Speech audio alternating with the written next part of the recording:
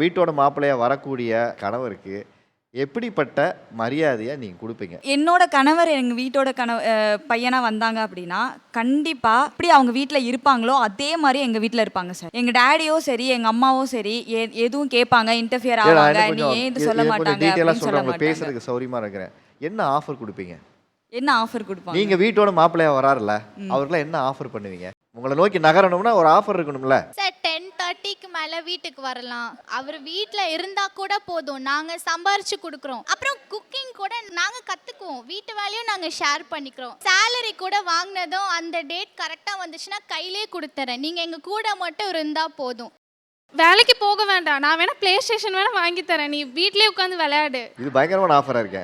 நான் சம்பாதிக்கிறேன்ல, அது போதும். பசங்களுக்கு பொதுவாகவே கிரிக்கெட்னா ரொம்பவே பிடிக்கும். ஆனால் கல்யாணம் ஆனால் ஒய்ஃப் எல்லாம் யாருமே அலோவே பண்ண மாட்டாங்க. என்னோட ஃப்ரெண்ட்ஸே வந்து அலோவே பண்ண மாட்டாங்க, பூட்டிகிட்டெல்லாம் போயிடுவாங்க.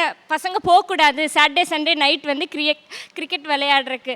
அதனால் நான் வந்து இயர்லியே நான் சாட்டர்டே சண்டே நீங்கள் போய் விளையாடுங்க ஃப்ரெண்ட்ஸோட ஜாலியாக கிரிக்கெட்டு அப்படின்னு சொல்லிடுவேன். என்ன என்ன ஆஃபர்களோ வீட்டோடு மாப்பிள்ளைக்கு